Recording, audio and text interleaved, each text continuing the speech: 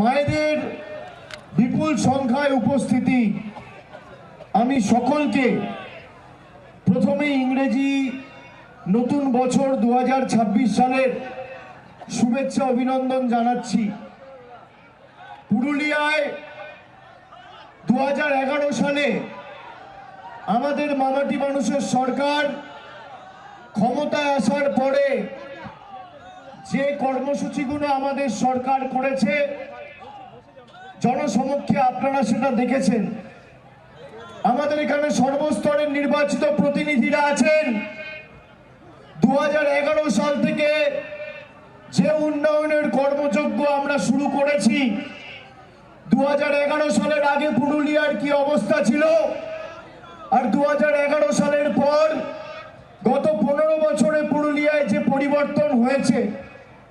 আগে এখানে 3টে, 3:30-র পর এমনকি পুরুলিয়া শহর থেকে একদিকে বলরামপুর, বান্দোয়ান, বড়বাজার, বাঘমুন্ডি কোথাও কেউ যাওয়া আসা করতে পারত না।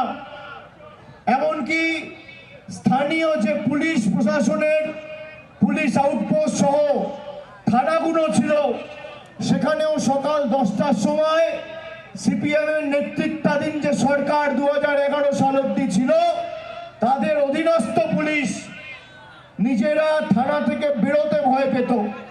মমতা বন্দ্যোপাধ্যায়ের এই 15 বছরে সব থেকে বড় সাফল্য হচ্ছে পুরুলিয়ায় শান্তি, সম্প্রীতি এবং উন্নয়নের যে জয়যাত্রা বা কর্মকাণ্ড, বিজয় রথ, সেটা 2011 সালে আপনাদের সমর্থনে শুরু হয়েছে। 2016 সালে বিধানসভার নির্বাচনে যে 9টি বিধানসভার আসন ছিল, 9টির মধ্যে 7টিতে আপনারা তৃণমূল কংগ্রেসকে জিতিয়েছিলেন। উন্নয়নের জয়যাত্রা অব্যাহত ছিল। 2018 সালে রাম নবমীকে কেন্দ্র করে আবার এই জেলা অশান্ত হওয়া শুরু করলো। একের পর এক মানুষের মৃত্যু, সাম্প্রদায়িক বিভাজন এবং মানুষকে বিভ্রান্ত করার প্রচার। 2019-এ বিপুল ভোটে বিজেপির সাংসদ এখান থেকে জয়যুক্ত হয়েছে। 2021 সালে জয়পুরে আমাদের প্রার্থী পদ খারিজ করে দেওয়া হলো। বাকি যে 8টি বিধানসভা কেন্দ্র, তার মধ্যে খালি বাঘমুন্ডি, বান্দোয়ান আর মানবাজার, এই 3টে বিধানসভা ছাড়া 5টি বিধানসভায় তৃণমূল কংগ্রেসের প্রার্থীরা পরাজিত হয়েছিল। 2024 সাল অল্প কিছুর ব্যবধানে আমরা লোকসভা আসনটি খালি বাঘমুন্ডিতে আশানুরূপ বা প্রত্যাশিত ফল হয়নি। পুরুলিয়া শহরে আমরা কিছুটা পিছিয়ে পড়েছিলাম বলে এই লোকসভা আসনে আবার অত্যন্ত কম ব্যবধানে বিজেপির প্রার্থী জিতেছিল।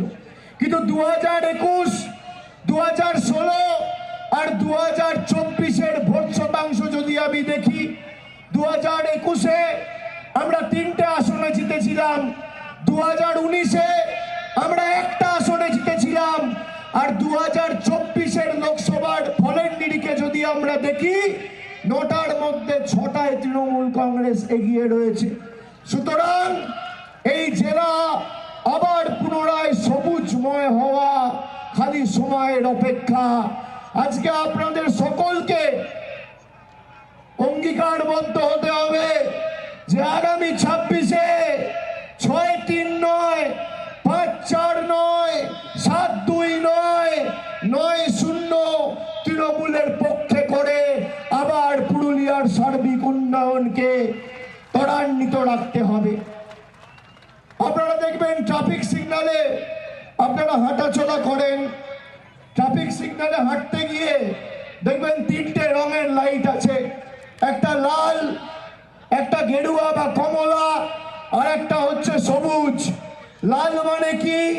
দাঁড়িয়ে যাও, থমকে যাও। গেরুয়া বা কমলা মানে কি? ধীরে চলো, আস্তে চলো। আর সবুজ মানে এগিয়ে যাও। বাংলার আওয়াজ, বাঙালির আবেগ, জি 24 ঘন্টা।